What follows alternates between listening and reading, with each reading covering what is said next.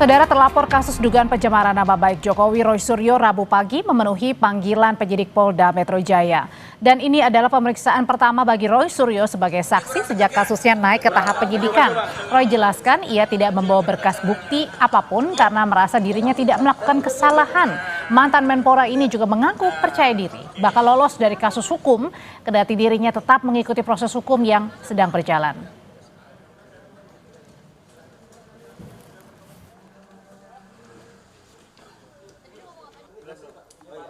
Sebuah laporan yang salah, sebuah laporan yang konyol, ya banyak sekali kesalahan dan harusnya sebagai Kapolda Metro Jaya yang baru, ya Bapak Irjen Asep, ya tolong koreksi anak buah Anda, ya anak buah Anda menjalankan tugas yang tidak semestinya. Sejauh ini PD nggak salah di kasus ini ya? Optimis kalau tidak salah. Oh iyalah, gitu justru kami makanya berani menerbitkan buku itu dengan benar, gitu ya, gitu. Saya kira itu dulu, ya. Dalam pemeriksaan kliennya, kuasa hukum Roy Suryo menyinggung ada upaya penyelundupan hingga penghilangan pasal-pasal sehingga pihaknya menduga ada kriminalisasi yang dilakukan penyidik karena berubah-ubahnya pasal. Selain itu, pihak Roy juga mempertanyakan perubahan waktu dan tempat terjadinya peristiwa yang berubah dari tahap penyelidikan naik ke penyidikan. Di awal diselundupkan pasal-pasal yang tidak relevan, pada penyidikan dikeluarkan pasal-pasal yang sebelumnya masuk pada proses penyelidikan kemudian dikeluarkan. Apa itu? Yang pertama ini kan kasusnya 311, 310 KUHP dan 27A yang berkaitan dengan fitnah dan pencemaran. Tapi tiba-tiba dimasukkan ada pasal 35 dan 32 Undang-Undang ITE yang ancamannya 12 tahun dan 8 tahun begitu. Memang pasalnya 310, 311 dan 27A tentang pencemaran dan fitnah nggak relevan, nggak boleh diterima pasal 35. Dan disitulah ya ada intensi yang jahat dari pelapor yakni Saudara Joko Widodo ingin ya agar orang yang tersangka dengan status walaupun pencemaran karena ada pasal 35-nya itu bisa ditahan. Walaupun nanti di pengadilan nggak terbukti 35-nya, yang penting dalam proses penyidikan bisa untuk nahan. Ini jahat ini. Ya, saya nggak tahu, mereka ini sangat ngotot bahwa ijazah itu palsu. Tapi mereka sendiri juga mengaku tidak pernah melihat ijazah tersebut. Mengaku tak membawa berkas maupun bukti tambahan, terlapor kasus dugaan pencemaran nama baik Jokowi Roy Suryo menjalani pemeriksaan perdananya setelah laporan Jokowi naik ke tahap penyidikan. Meski Roy mengaku optimistis lolos dari jeratan hukum, politisi PSI Ade Armando menilai bila nantinya polisi menemukan bukti Roy CS pernah mengklaim ijazah Jokowi adalah palsu, maka status Roy dan kawan-kawan dipastikan naik jadi tersangka. Terasa sekali bahwa apa yang dituduhkan oleh Bung Roy Suryo dan kawan-kawan itu memang tidak berdasar ya. Tuduhan mereka bahwa ini adalah sebuah ijazah palsu itu sangat lemah. Bukti-buktinya ya. Nah sekarang tinggal polisi kalau mereka memang menemukan bukti-bukti yang menunjukkan bahwa pernyataan yang berisi tuduhan bahwa ini ijazah palsu itu adalah sesuatu yang benar adanya, bahwa memang pernah dinyatakan oleh Bung Roy atau oleh Bung Risman atau Dr. Tifa, maka wajar sekali kalau itu dinaikkan ya menjadi para tersangka di pengadilan ya. Namun Roy yakin pintu masuk meneliti keaslian ijazah Jokowi yakni dengan menguji keaslian skripsi, di mana Roy mengklaim skripsi Jokowi tidak ada lembar pengesahan ujian.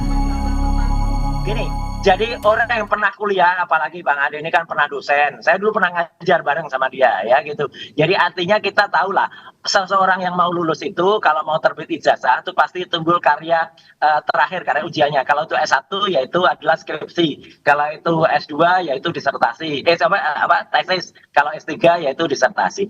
Nah nggak ada yang namanya skripsinya Jokowi itu lembar pengesahan ujiannya, nggak ada. Saya udah pegang skripsinya, skripsi asli. Ijazahnya ya. Bung Roy, ijazah. Nggak ada lembar ujiannya. Loh iya, skripsi yang tidak ada lembar pengujiannya, dan Prof. Sofyan Effendi juga mengatakan dan banyak dosen lain mengatakan skripsi itu nggak pernah diuji, ya berarti nggak lulus.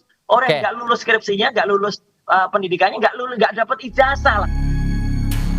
Secara maraton, penyidik Polda Metro Jaya mulai memanggil sejumlah saksi dari pihak terlapor.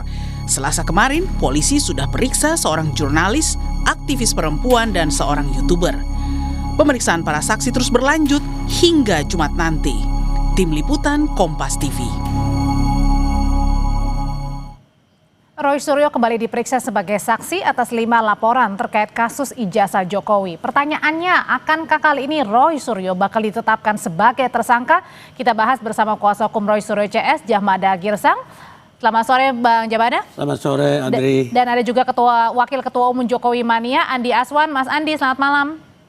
Selamat sore maksud saya. Ya, masih belum dibuka, Mas Andi. Saya mau ke Bang Jahmada dulu. Bang Jahmada, apakah Anda yakin bahwa klien Anda, Roy Suryo, ini bakal dapat lolos dari jeratan hukum? Oke, terima kasih Audrey ya dan rekan Andi Aswan yang ada di Zoom. Kami selaku kuasa hukum tentu yang pertama setiap menangani perkara itu keyakinan itu nomor satu. Nomor satu dong. Keyakinan yang mana Bang? Keyakinannya kami sampai sekarang klien kami akan bersih.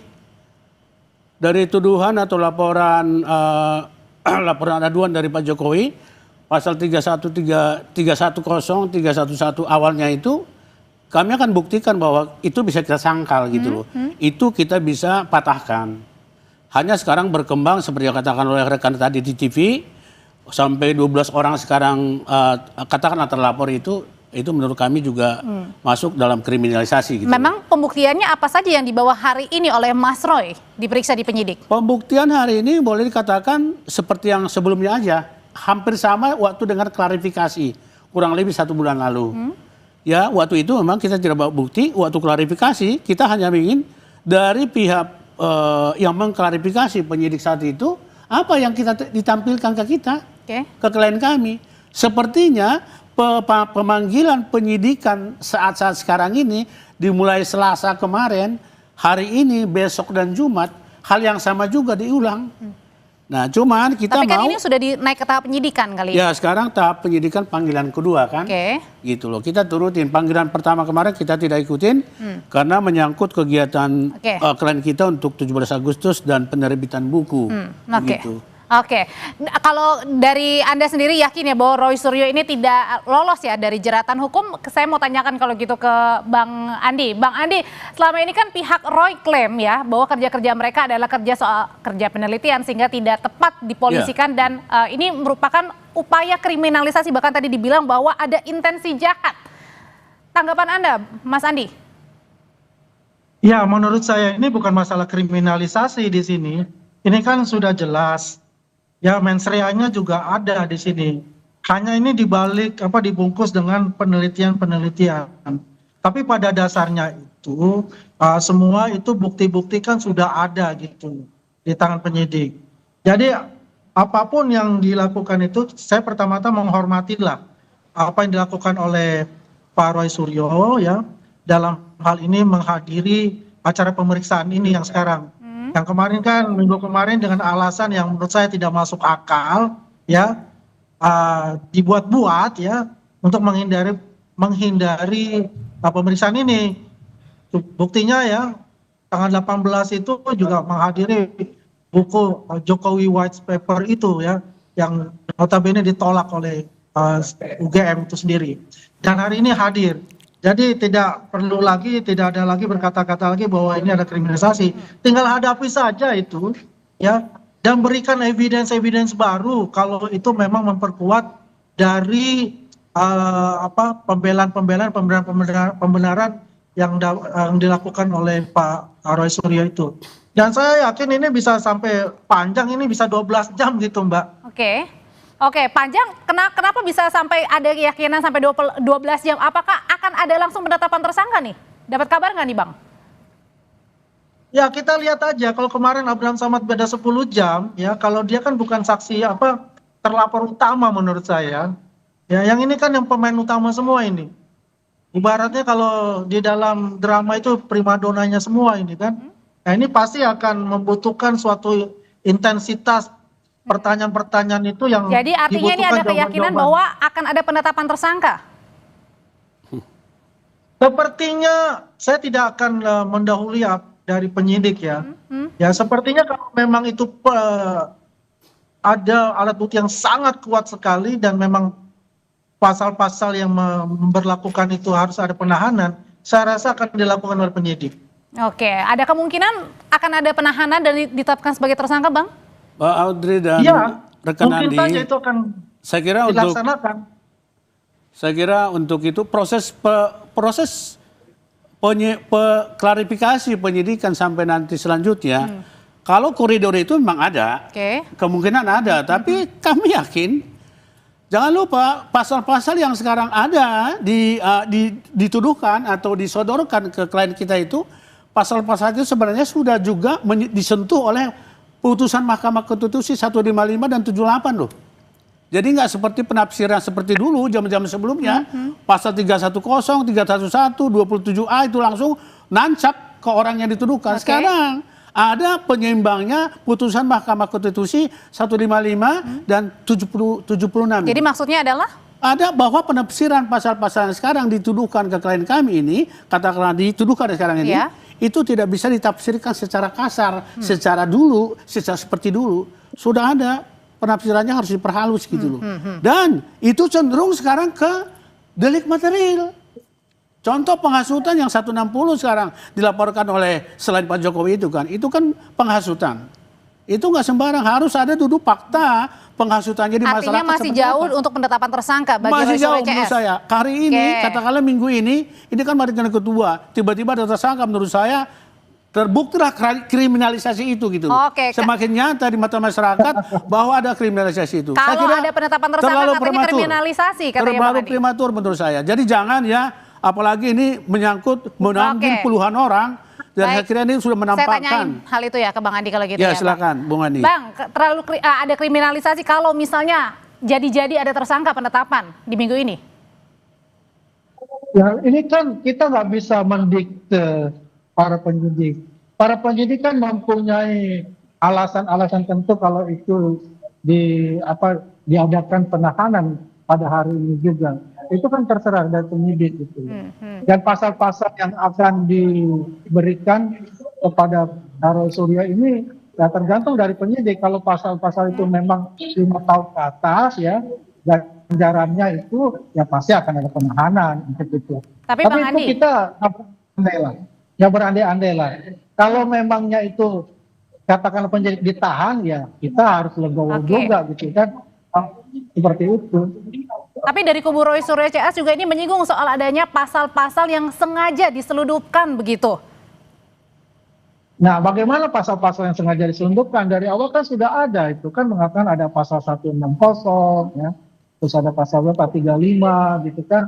Itu kan yang diselundupkan yang di mana gitu. Kan itu kan pasti kan di dalam surat itu kan sudah dicantumkan pasal-pasal yang akan dikenakan. Karena katanya ada pasal-pasal penyelundupan pasal-pasal Bang yang hukumannya ini di atas 5 tahun begitu. Nah iya, kan di Undang-Undang ITE itu kan. Nah, sekarang yang menyelundupkan itu siapa, ya? Dan kemudian kenapa ada kata-kata menyelundupkan di situ, gitu? Kalau pertanyaan juga yang lucu buat saya. Kalau berdasarkan tadi pernyataan dari Bang Kosidudin di Polda, Bang Jamada, itu katanya ada pasal-pasal yang sengaja diselundupkan begitu. Ini sebenarnya siapa kira-kira yang menyelundupkan pasalnya secara tiba-tiba ini? Pak Audrey sama Bang Andi, rekan Andi, yang disebut pasal penyelundupan ini begitu loh. 30 April itu aduan dari Pak Jokowi pasalnya 310, 311, kan gitu kan? Itu mainstreamnya.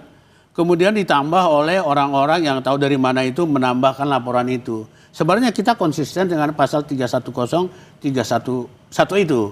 Itu pencemaran dan fitnah itu. Itu dong konsentrasi di situ. Ini banyak yang nompang-nompang nih.